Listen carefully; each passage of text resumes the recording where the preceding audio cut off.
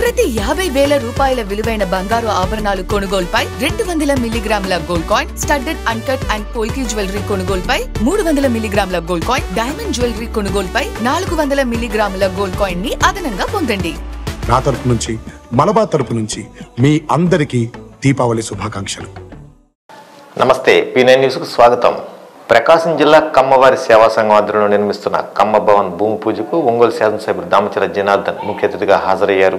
కమ్మ భవన్ ద్వారా కమ్మ కులానికే కాకుండా అన్ని కులాల్లోని పేద వర్గాలకు సహాయ సహకారాలు అందించాలని ఆయన కోరారు. స్థలదాత చిటిపోతు వెంకటేశ్వర్లు, అధ్యక్ష కార్యదర్శులు మండవ మురళీకృష్ణ, అలా హనుమంతరావు తదితరులకు శుభాకాంక్షలు తెలిపారు. సంఘాలు ఎన్ని ఉన్నా ఐకమత్యంతో సమాజానికి సేవ చేయడంలో ముందుండాలని అన్నారు. ఇంతటి మంచి కార్యక్రమానికి కమ్మవారి సేవా సంఘం ముందుకు రావడం అభినందనీయమన్నారు.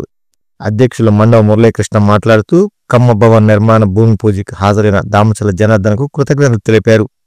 ఈ కార్యక్రమంలో వ్యవస్థాపక అధ్యక్షులు డాక్టర్ సీతారామయ్య, గౌరవ సలహాదారులు క్విస్ విద్యా సంస్థల చైర్మన్ నిడమారుడి నాగేశ్వరరావు, హర్షిని విద్యా సంస్థల చైర్మన్ గోరంట్ల రవికుమార్, నాగుబోయిన భాస్కర్రావు, కన్వీనర్ కాటరగడ్డ రఘుపతిరావు, ఉపాధ్యక్షులు అబ్బూరి నవీన్ కుమార్ మరియు సభ్యులు, సంఘీయులు తదితరులు పాల్గొన్నారు.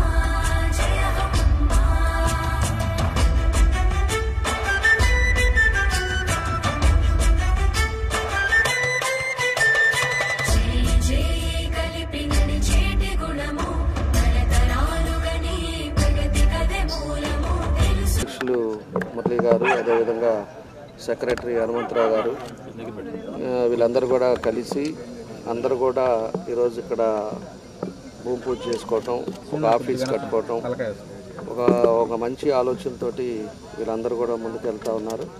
ఎందుకంటే ఈరోజు బాయ్స్ హాస్టల్ అని, గర్ల్స్ హాస్టల్ అని కొంత పేద విద్యార్థులు ఎవరైతే ఉన్నారో వాళ్ళకి కొంచెం కాంట్రిబ్యూట్ చేయటం, అదేవిధంగా మిగతా క్యాస్ట్లు కూడా ఎవరైతే పేదవాళ్ళు ఉన్నారో అన్ని క్యాస్ట్లు కూడా కలుపుకోవటం, అందరికీ ఉపయోగపడే ఒక కార్యక్రమాన్ని ఏర్పాటు చేసుకోవడానికి ఈరోజు అందరు కలిసి కూర్చోవటానికి అని చెప్పి ఈరోజు ఆఫీస్ ఇక్కడ ప్రారంభించారు. తప్పకుండా ఇది మంచి జరగాలని చెప్పి కూడా నేను కోరుకుంటా ఉన్నా. అదేవిధంగా రేపు 22 కూడా ఇంకోటి పెట్టారు, దాన్ని కూడా అంతా కలిసి చేయాలనేదే నా ఉద్దేశం. అందరిని కూడా కలిపి ఒకసారి కూర్చొని మాట్లాడతాను. అందరూ కూడా ప్రతి ఒక్కరు కూడా సర్వీస్ చేయాలనేటప్పుడు అందరం కూడా కలిసి చేసినప్పుడు ఏమవుద్దంటే 10 మందికి ఇంకా ఎక్కువ మందికి చేయడానికి అవకాశాలు ఉంటాయి. వాళ్ళని కూడా కూర్చోబెట్టేసి మాట్లాడి అంతా ఒకటిగా చేసుకుంటే బాగుంటుంది అనేది నా ఉద్దేశం. కాబట్టి ఏదైనా ఒక మంచి ఉద్దేశంతో ఈరోజు ప్రారంభించారు. తప్పకుండా కూడా దానికి ఈ ల్యాండ్ డోనర్ కూడా మన చిరుపోత వెంకటేశ్వర గారు, ఆయన కూడా ఇక్కడ ఉండే రేట్ ఎట్లా ఉంది, పరిస్థితులు ఏందో కూడా అందరికీ కూడా తెలిసిన విషయం. అలాంటిది ఏదో విధంగా 10 మందికి ఉపయోగపడాలనే ఉద్దేశంతో ఆయన కూడా ఒక కాస్ట్లీ సైట్ని ఇక్కడ డొనేట్ చేయటం, దాన్ని అందరూ కూడా కలిసి ఈరోజు ఇక్కడ కన్స్ట్రక్ట్ చేసుకోవటం చాలా సంతోషం. తప్పకుండా కూడా ప్రభుత్వం తరపున కూడా మా సహాయం ఏదైనా ఉన్నా కూడా తప్పకుండా నా పూర్తి సహకారం ఇప్పుడు ఉంటుంది. 10 మందికి బాగుండాలని కోరుకునే ఉద్దేశంతో ఈరోజు ఎప్పుడు కూడా మనం కూడా అదేవిధంగా వాళ్ళని ఎంకరేజ్ చేసే ఆలోచనలో ముందుంటామని చెప్పి కూడా తెలియజేస్తూ, ఇది ఈరోజు ఈ భూమి పూజ చేసిన అందరికి కూడా చాలామంది వచ్చారు, పెద్దలందరూ వచ్చారు, వాళ్ళందరికీ కూడా మనస్ఫూర్తిగా నా అభినందనలు. అది వచ్చేసి మంది అదేవిధంగా ఉమ్మడి జిల్లా అటు గుంటూరు జిల్లా కలిపి 48 డీసీలు ఏకగ్రీవంగా ఎన్నుకున్నారు. ఈరోజు అది కూడా మీటింగ్ పెట్టాము. డీసీలు అందరూ కలిసి చైర్మన్ని వైస్ చైర్మన్ ఎన్నుకోవాలి. మన జిల్లాకు వచ్చేకి 18 ఉన్నాయి, అంటే మంది ఒక 10 ఉన్నాయి, బాపట్లకు వచ్చేకి 8 ఉన్నాయి, అదేవిధంగా అటు సైడ్ వచ్చే లోపలికి ఒక 30 ఉన్నాయి. కాబట్టి ఈరోజు ప్రతిసారి కూడా చైర్మన్ గుంటూరు జిల్లాకి వెళ్తుంది కాబట్టి ఈసారి ఎట్లయినా మాకు ఒకసారి అవకాశం ఇవ్వండి అని చెప్పేసి కూడా దాని మీదే మీటింగ్ పెట్టాం. గుంటూరు ఎమ్మెల్యేలు కూడా అందరూ కూడా వస్తూ ఉన్నారు విజయవాడకి. మేము కూడా విజయవాడ వెళ్తే దాంట్లో ఎట్లా చేయాలనేది ఒకసారి డెసిషన్ తీసుకొని ఎవరనేది చైర్మన్ కూడా మాట్లాడుకొని ఒకసారి సీఎం గారిని కూడా కలిసి అవన్నీ చెప్పడానికి ఈరోజు ఆ మీటింగ్ కూడా ఏర్పాటు చేశాం. కాబట్టి డీసీలుగా గెలిచిన వాళ్ళు అదేవిధంగా మెంబర్లుగా గెలిచిన వాళ్ళకందరికీ కూడా మనస్ఫూర్తిగా మా అభినందనలు తెలియజేస్తున్నాం. భవిష్యత్తులో కూడా నీటి సంఘాలు కూడా చాలా ఇంపార్టెంట్. ఈరోజు ఉండే పరిస్థితుల్లో ప్రతి ఒక్క రైతులకు కానీ తాగునీరు కానీ ఇవన్నిటికి కూడా వాళ్ళ పాత్ర వాళ్ళు పోషించడానికి అవకాశాలు ఉంటాయి. కాబట్టి అందరూ కూడా ఏకగ్రీవంగా ఈరోజు ఎక్కువ పర్సెంట్ కూడా ఎవరు వాళ్ళు అటు సైడ్ వాళ్ళు రాకుండా ఏకగ్రీవంగా ఎన్నుకోవటం కూడా జరగటం జరిగింది. కాబట్టి అది ఒక మంచి వాతావరణం. కాబట్టి ప్రతి ఒక్కరు గెలిచిన వాళ్ళు కూడా వాళ్ళ బాధ్యతలుగా వాళ్ళు పనిచేయాలని చెప్పి కూడా ఈ సందర్భంగా మేము తెలియజేస్తున్నాం. రెవెన్యూ సదస్సుల ద్వారా భూ సమస్యలకు నిర్ణీత గడువులోగా పరిష్కారం లభిస్తుందని జిల్లా కలెక్టర్ తమీం అన్సారీ అన్నారు. మద్దిపాడు మండలం రాచవారిపాలెంలో నిర్వహించిన రెవెన్యూ సదస్సులో ఆమె పాల్గొని ప్రజల నుండి అర్జీలు స్వీకరించారు. ఈరోజు రాచవారిపాలెం అయిపోతే వీఆర్ఓకి విలేజ్ సర్వీస్ కలిపి మీటింగ్లా పెడతారు. మ్యూటేషన్స్ సపరేట్ చేస్తాం. దాంట్లో సర్వే ఇంక్లూడ్ అయితే ముందు సర్వేకి పంపించి సర్వే చేయవచ్చు. అప్పటికప్పుడే చేయడం లేదు. ఈ కేసు మీకు వచ్చింది, దీనికి ఫైనల్గా అందుకే మీ దగ్గర రికార్డ్స్ ఉన్నాయి. విఆర్ఓ ఉన్నారు, మండల సర్వేర్ ఉన్నారు. మండల సర్వేర్ ఇక్కడే ఉన్నారు. ఓకే, విలేజ్ సర్వేరే చేస్తున్నారు. విఆర్ఓ విలేజ్ సర్వేస్ ఉన్నారు. ఈ కేసుకు మనం ఏం చేయవచ్చు? సర్వే చేయాలంటే సర్వే అదే ఇక్కడ రాయండి అంటున్నాను. What is your remarks? ఈ కేసుకు what is your plan of action? అది మీరు ఇక్కడ రాసి వారికి చెప్తే మీరు రెవెన్యూలో యాక్షన్ తీసుకోవడానికి will take time. 30 days statutory ఇది అన్నీ ఉంది. బట్ ఈ ప్రాబ్లమ్కు what is the solution? What is your ఎలా డయాగ్నోస్ చేసి ఉన్నారు? అర్థమైంది. అదే నేను దీంట్లో చేయమంటున్నాను. దీన్ని మీరు మళ్ళీ పెట్టుకుంటే ఇప్పుడు 3 కేసులు వచ్చి 4-5 days తర్వాత ఇంకా ఎక్కువ వేరే విలేజెస్ ఉన్నాయి. ద క్వాలిటీ దీనికి ఇస్తున్న టైం తగ్గిపోతుంది. ఇప్పుడు ఇక్కడ 4 కేసెస్ వచ్చి ఉన్నాయి. 4 కేసెస్ లోతుకు వెళ్ళండి. Give do importance to this. ప్రతి ఒక్క దీన్ని కూడా అదే చేయమంటున్నాను. మీరు ఇప్పుడు వారికి సొల్యూషన్ ఇవ్వండి అని చెప్పలేదు తహసీల్దార్ గారు. డీటెయిల్డ్గా వెళ్ళండి. కావాలంటే మీ విలేజ్ సర్వేరు వారు విఆర్ఓని ఇక్కడే ఉన్నారు కాబట్టి వెళ్ళి చూసి రమ్మనండి. ఈ విలేజే కదా, మీకు క్లారిటీ వస్తుంది. దాని ప్రకారం దీనికి ఎలా చేయవచ్చు అన్నది ఒక 1 పేజీకి రాయండి. ఇలా చేస్తాం, ఫస్ట్ స్టెప్, సెకండ్, దీంట్లో ఈ ప్రాబ్లం ఉంది. వారికే చెప్తే ఇంకా ఏదైనా డాక్యుమెంట్స్ కావాలంటే వెళ్ళి తీసుకురండి, ఈరోజే నేను చేస్తానని చెప్పేయండి. కాదు మీకు దీంట్లో క్లారిటీ రాలేదంటే you send your VRO and village survey to the field వెళ్ళి లేకపోతే మీకు ఇంకా కొద్దిగా టైం పడుతుంది. డీటెయిల్డ్ ఎంక్వైరీ కొద్దిగా చేయాలంటే అదే రాయండి. This case needs detailed enquiry which may need some more days.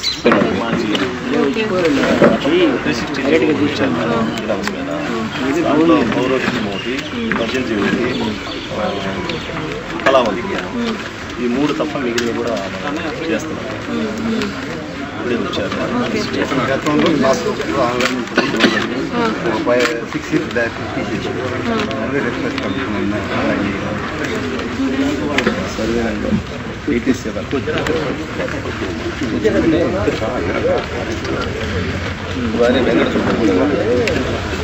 అవన్నీ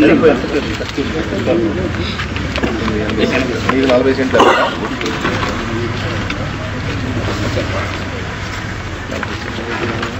అమ్మిన వాళ్ళ పేరు ఉంది మేడం.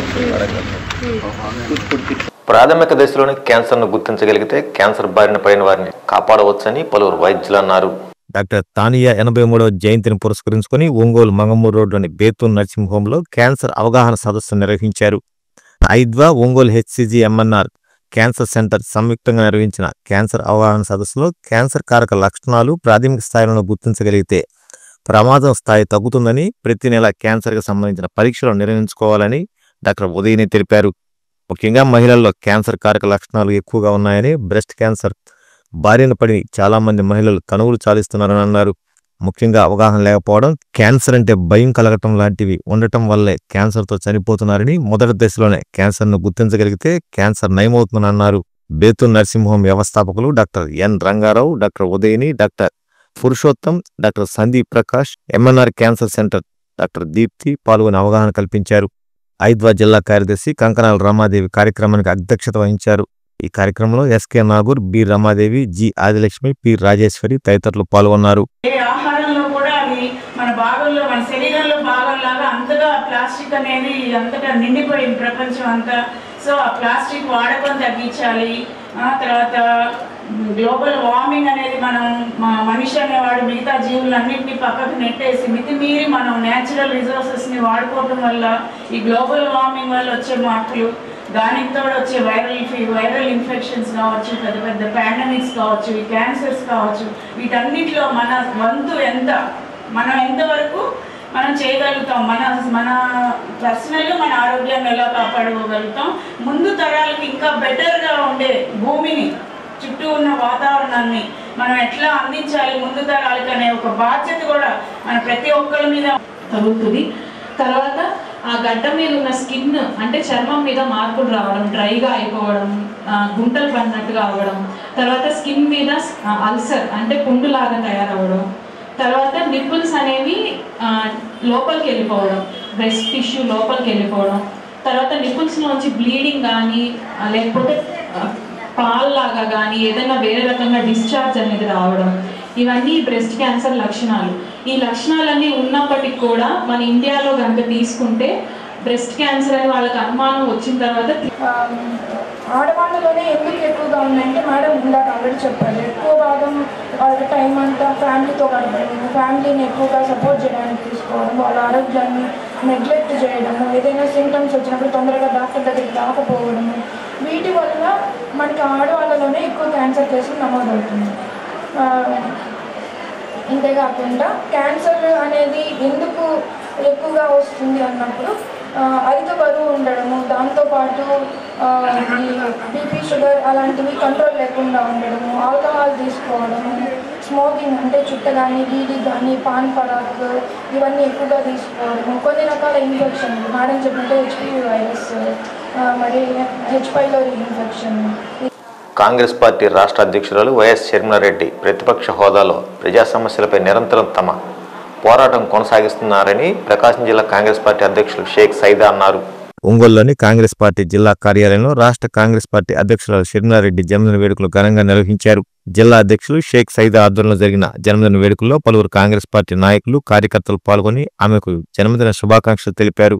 ముందుగా ఏర్పాటు చేసిన జన్మదిన కేకును కాంగ్రెస్ శ్రేణులు కట్ చేసి జన్మదిన వేడుక జరుపుకున్నారు. అనంతరం పలువురు కాంగ్రెస్ పార్టీ నాయకులు మాట్లాడుతూ రాష్ట్రంలో ప్రజా సమస్యలపై షర్మిలారెడ్డి నాయకత్వంలో కాంగ్రెస్ పార్టీ నిరంతరం పనిచేస్తున్నారన్నారు. రాష్ట్రంలో కాంగ్రెస్ పార్టీ బలోపేతం కోసం ఆమె చేస్తున్న కృషి అభినందనీయమని కొనియాడారు. ఈ కార్యక్రమంలో రాష్ట్ర ఉపాధ్యక్షులు శ్రీపతి ప్రకాశం, రాష్ట్ర ప్రధాన కార్యదర్శి ఈదా సుధాకర్ రెడ్డి, రాష్ట్ర ఎస్సీసీల నాయకులు ఉద్దండి మల్లికార్జున్, మన్నం ప్రసన్నరాజు, షేక్ రసూల్, సంతనోదలపాడు కాంగ్రెస్ పార్టీ ఇన్ఛార్జ్ పాలపర్తి విజేష్, బొడ్డు సతీష్, పలువురు కాంగ్రెస్ పార్టీ నాయకులు, కార్యకర్తలు, అభిమానులు పాల్గొన్నారు. అనంతరం క్రిస్మస్ పండుగను పురస్కరించుకుని సెమీ క్రిస్మస్ వేడుకలను పార్టీ కార్యాలయంలో ఘనంగా నిర్వహించారు. ఈ సందర్భంగా షర్మిలారెడ్డి గారికి ఆ దేవదేవుడు మంచి ఆరోగ్యాన్ని, ఐశ్వర్యాన్ని, అలాగే ఈ అవినీతి ప్రభుత్వాల మీద పోరాడేటువంటి శక్తిని ఆ దేవుడు ప్రసాదించాలని చెప్పి మేము కోరుకుంటా ఉన్నాం. ఆ దేవుడు ఆమెను ఆశీర్వదించాలని చెప్పి కూడా ఆమెకి ఆయురారోగ్యాలు ప్రసాదించాలని, మరి ఆమె యొక్క నేతృత్వంలో శ్రీ రాహుల్ గాంధీ గారు ప్రధానమంత్రి కావాలి, మరి అదేవిధంగా మరి షర్మిలారెడ్డి గారు కూడా ఆంధ్రప్రదేశ్కి మరి ముఖ్యమంత్రి కావాలని చెప్పని ఆ భగవంతుడైనటువంటి యేసు ప్రభువుని భిన్నంగా వ్యతిరేకంగా ప్రతిపక్ష పాత్ర పోషిస్తూ ప్రజా సమస్యల మీద ప్రతిరోజు కూడా గలమెత్తుతున్నటువంటి నాయకురాలి జన్మదినం ఈ రోజుని మేమందరం కూడా ఈ కార్యాలయంలో జరుపుకోవడం చాలా ఆనందంగా ఉంది. రాబోయే 2029 ఎన్నికలలో కాంగ్రెస్ పార్టీ ఆంధ్ర రాష్ట్రంలో డబుల్ డిజిట్ తోటి అసెంబ్లీలోకి అడుగు పెడుతుందని చెప్పేసి మేమందరం కూడా తెలియజేస్తూ ఆమెకి భగవంతుడు ఆయురారోగ్యాలతోటి అష్టైశ్వర్యాలతోటి రాబోయే కాలంలో మంచి పదవులు కూడా భగవంతుడు ఆమెకి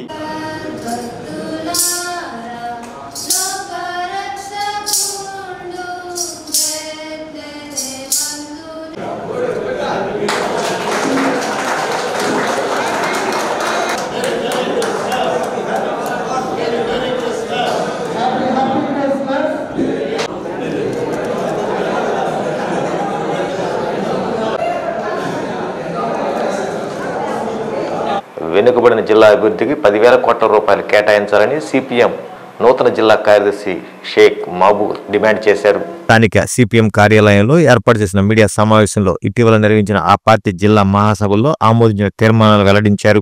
జిల్లా అన్ని రంగాల్లో వెనుకబడి ఉందని, వర్షపాతం తక్కువగా ఉందని తెలిపారు. వెనుకబడిన జిల్లాను అభివృద్ధి చేయాలనే ఆకాంక్ష పాలకుల్లో కొరవడిందని ఆరోపించారు. జిల్లాను వెనుకబడిన జిల్లాగా గుర్తించాలని సిపిఎం నేతృత్వంలో అనేక పోరాటాలు చేసిన విషయాన్ని గుర్తు చేశారు. వెనుకబడిన జిల్లాగా గుర్తించిన కేంద్ర ప్రభుత్వం నిధులు కేటాయించడం లేదని ఆరోపించారు. జిల్లాకు 10,000 కోట్లు కేటాయిస్తేనే అభివృద్ధి చెందుతుందన్నారు. నీటి ప్రాజెక్టులతో పాటు కొత్త పరిశ్రమలు, రైల్వే లైన్లు ఏర్పాటు చేయాలని కోరారు. ఈ సమావేశంలో సిపిఎం జిల్లా కార్యదర్శి వర్గ సభ్యులు పూనట ఆంజనేయులు, జీవి కొండారెడ్డి, చీకటి శ్రీనివాసరావు, కంకణాల ఆంజనేయులు తదితరులు పాల్గొన్నారు. నిర్మించాల్సిన అవసరం ఉంది. ఆ విధంగా 10,000 కోట్లు కేటాయిస్తేనే సమస్య కొంతమేరకు పరిష్కారం అవుతుంది. దాని మీద ప్రభుత్వం మీద ఒత్తిడి తీసుకురావాలి. రానున్నటువంటి కాలంలో ప్రజల్ని కదిలించి పోరాటాలు నిర్వహించాలని చెప్పి తీర్మానం చేయడం జరిగింది.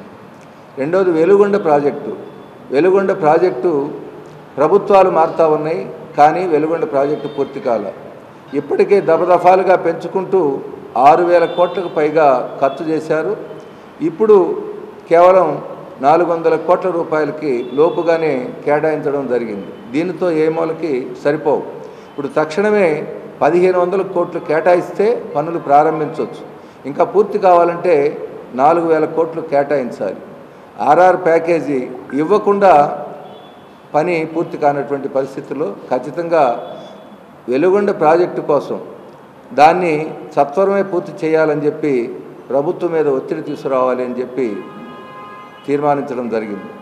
ఇప్పుడు ముఖ్యంగా విద్యుత్ ఛార్జీలు ఈరోజు పారిశ్రామికంగా వెనకబడ్డటువంటి మన జిల్లాని పారిశ్రామికవంతం చేసుకోవడం కోసం దొనకొండ, నిమ్జు ఇటువంటి విషయాల మీద కృషి చేయాలని, అదేవిధంగా మొత్తం జిల్లాలో ఉన్నటువంటి పెండింగ్ ప్రాజెక్టులు ఏవైతే ఉన్నాయో వాటిని సత్వరం పూర్తి చేయాలని ఇలాంటి తీర్మానాలన్నీ కూడా నిర్వహించారు. ఆ తీర్మానాలన్నీ ఆమోదించడం జరిగింది. భవిష్యత్తులో ఈ తీర్మానాల మీద కూడా కృషి చేయడం జరుగుతుంది. కాబట్టి తక్షణం ఈ 3 అంశాలు ఏవైతే ఇప్పుడు మహబూబ్ గారు ప్రకటించారో వీటి మీద దశల వారీగా ఈ సమస్యలు పరిష్కారమయ్యే వరకు కృషి చేయాలనేటువంటిది ముఖ్యంగా పశ్చిమ ప్రాంతంలో వెలుగొండ ప్రాజెక్టు సంబంధించినటువంటి అంశం చాలా తీవ్రంగా ముందుకొచ్చింది. 4 ఏళ్లలో పూర్తి కావాల్సినటువంటి ప్రాజెక్టు ఇప్పటికి 30 ఏళ్ళైనా అది పూర్తి లేవు. పంచాయతీలకి నిధులు లేవు. పారిశుధ్యం అధ్వానంగా ఉంది. దోమలు పెరిగినాయి, జబ్బులు పెరిగినాయి, ఉన్న ఉద్యోగాలు కొంతమందికి ఊడిపోయినాయి. రైతుల పరిస్థితి అధ్వానంగా ఉంది. వ్యవసాయ కార్మికుల పరిస్థితి దిగజారింది. దళితులకి, బలహీన వర్గాలకి పరుగు వేట, జీవిత వేటలో ఉన్నారు. ఇంకా కొంచెం స్టడీ చేసి జిల్లాలో ప్రతిపక్ష పాత్ర మేము పోషిస్తాం. అందులో రాబోయే కాలంలో నూతన జిల్లా కమిటీ ఒక కార్యాచరణ ప్రణాళికని రూపొందించారు చెప్పాలి. తలసరి ఆదాయాన్ని కూడా 1,77,000 కోట్ల నుంచి 4,47,000 కోట్ల రూపాయలకి తలసరి ఆదాయాన్ని ప్రకాశం జిల్లాలో పెంచుతారట.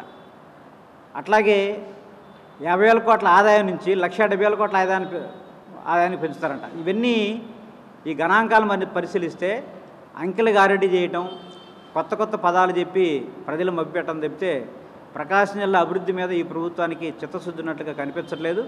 అందుకని ఈ తక్కువ పీరియడ్లో చెప్పలేం, కానీ రాబోయే కాలంలో వచ్చే బడ్జెట్ నాటికైనా ప్రకాశం జిల్లాలో ఉండే మౌలిక వనరుల అభివృద్ధి, వ్యవసాయ రంగము, పారిశ్రామిక రంగము, విద్యారంగం, ఈ అభివృద్ధికి ఒక స్పష్టమైన సంతనూరుపాడులో సూదనకుంట ఫౌండేషన్ వ్యవస్థాపకులు సూదనకుంట రాఘవేంద్ర ప్రసాద్ ఆధ్వర్యంలో జరిగిన రాష్ట్ర స్థాయి సీనియర్ పురుషుల మహిళల కబడ్డీ పోటీలు విజయవంతమైన సందర్భంగా ఫౌండేషన్ నిర్వాహకులు సూదనగొండ కృష్ణమూర్తి, జిల్లా కబడ్డీ అసోసియేషన్ అధ్యక్షులు కుర్రా భాస్కర్ రావులను, వైస్ ప్రెసిడెంట్ సిరిగిరి రంగారావులను, ట్రెజరర్ దాసరి రమేష్లను జ్ఞాపకం ఇచ్చి సత్కరించారు. కార్యక్రమంలో నాయకులు మందాడి వెంకటేశ్వర్లు, సాదినేని శ్రీరామ్మూర్తి, ముప్పరాజు శ్రీను, పిఎన్ఎస్ చౌదరి, ఎన్ సుబ్బారావు తదితరులు పాల్గొన్నారు. ఈ గ్రామంలో పెద్దలు అందరూ కూడా, యువకులు పెద్దలు అందరూ కూడా మా ఈ కబడ్డీ టోర్నమెంట్ సక్సెస్ చేసినందుకు ధన్యవాదాలు తెలుపుకుంటాను. ముఖ్యంగా ఈ స్టేట్లో ఇంతవరకు రికార్డులో మన సంతానపాడు జరిగినటువంటి టోర్నమెంట్ ఇంతవరకు ఎప్పుడు కూడా ఎక్కడ కూడా జరగలేదని చెప్పేసి స్టేట్ వైడ్ మంచి బూస్టింగ్ వచ్చింది. మన సంతానపాడికి at the same time Prakasam district kabaddi association కూడా మంచి బూస్టింగ్ వచ్చింది. బూస్టింగ్ రావడానికి కారణమైనటువంటి మీ అందరికి కూడా ప్రత్యేకంగా పేరు పేరున ధన్యవాదాలు తెలుపుకుంటున్నాను. ముఖ్యంగా ఈ టోర్నమెంట్ మేము దాదాపు 30 ఏళ్ళ నుంచి కబడ్డీ అసోసియేషన్లో ఉన్నాను. ఇంత గ్రాండ్ మేనర్లో ఎక్కడ కూడా ఏ డిస్ట్రిక్ట్లో కూడా ఎక్కడ కూడా ఇంత గ్రాండ్ మేనర్లో టోర్నమెంట్ జరగలేదు. అందుకని ప్రత్యేకంగా మీ అందరికి కూడా పేరు పేరున కూడా నేను ధన్యవాదాలు తెలుపుకుంటున్నాను. అలాగే మొట్టమొదటిసారిగా మా కబడ్డీ అసోసియేషన్ తరఫున పెద్దలు కృష్ణమూర్తి గారికి చిన్న సన్మానం చేయాలనుకుంటున్నాం. దయచేసి పాఠశాల హెడ్ మిస్సెస్ మా పీడీలు ఉన్నారు, మల్లికారాణి, మరి మా శ్రీనివాసరెడ్డి గారు, వీళ్ళందరూ కూడా గ్రౌండ్ చాలా బాగా ఏర్పాటు చేశారు. వాళ్ళందరూ కూడా ప్రత్యేకంగా పేరు పేరు ధన్యవాదాలు చెప్పుకుంటున్నారు. మనందరూ కూడా గర్వకారణం. ఆ కార్యక్రమానికి వచ్చేసినటువంటి 13 జిల్లాల మరి కబడ్డీ అసోసియేషన్ స్టేట్ సభ్యులు కానీ, జిల్లా సభ్యులు కానీ, అదే క్రీడాకారులు గారు కూడా అందరూ కూడా దాదాపు 99% కూడా ఏర్పాట్లు బ్రహ్మాండంగా ఉన్నాయి.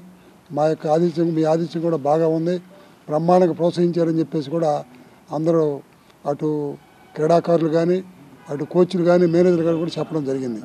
మరి మనకు అంతకంటే ఇంకా సంతోషకరమైన విషయం ఇంకేముంటుంది.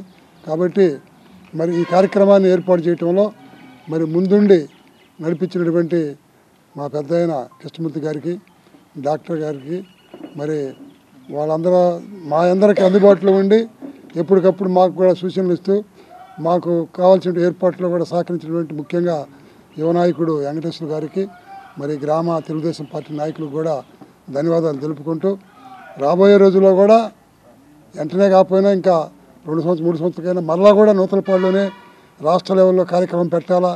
మరి కబడ్డీ అంటే నూతలపాడు అంటే కబడ్డీ అనేటువంటి ఒక పేరు వచ్చింది కాబట్టి ఆ పేరుని భవిష్యత్తులో కూడా మనందరం కూడా ఒకరికొకరు సహకరించుకొని మరి పెద్ద అనే యొక్క సలహతోటి డాక్టర్ గారి యొక్క వారి యొక్క ఆలోచనలతోటి వారి యొక్క ప్రేమతోటి కూడా మనం వారి ప్రేమ చూరగొన్నాం కాబట్టి రాబోయే రోజుల్లో ఇదే రాఘవేంద్ర ప్రసాదరావు గారు సారథ్యంలో ప్రకాశం జిల్లా కబడ్డీ అసోసియేషన్ ప్రెసిడెంట్ కుర్రా భాస్కర్రావు గారు, వైస్ ప్రెసిడెంట్ మరి సిరిగిరి రంగారావు గారు, మరియు ప్రకాశం జిల్లా కబడ్డీ అసోసియేషన్ సభ్యులు మరియు లోకల్ నాయకులు ఆధ్వర్యంలో ఈ టోర్నమెంట్ని చాలా ఘనంగా జరుపుకున్నాం.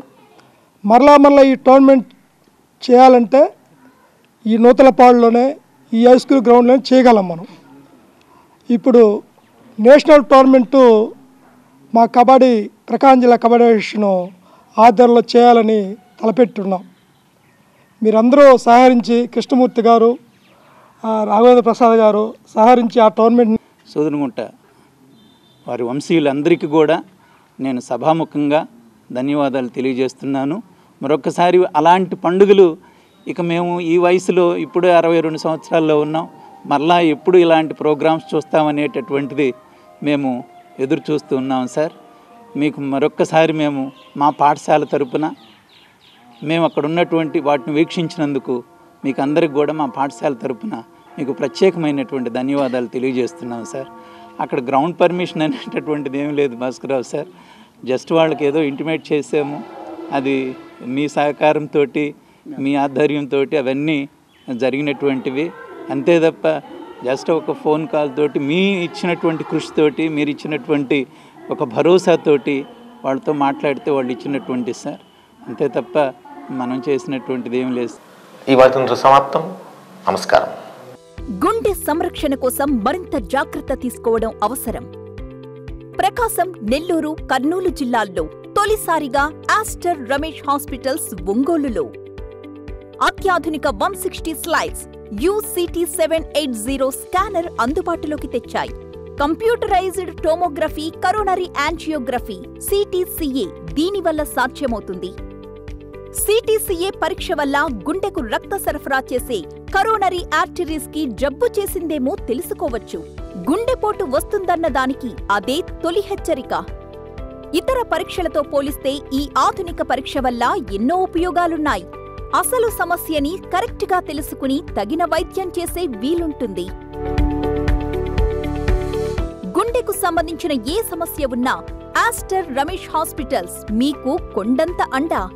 మీరు పూర్తిగా విశ్వసించదగ్గ అత్యాధునిక ఆసుపత్రి ఇది. ఆడపిల్లే ఆశపడ్డాను, బంగారు తల్లి పెళ్లి కూతురాయనే, మనసంతా నిందనే, సొంతం బంధం నువ్వే, బంగారం నువ్వే. CMI Jewelry for your golden moments.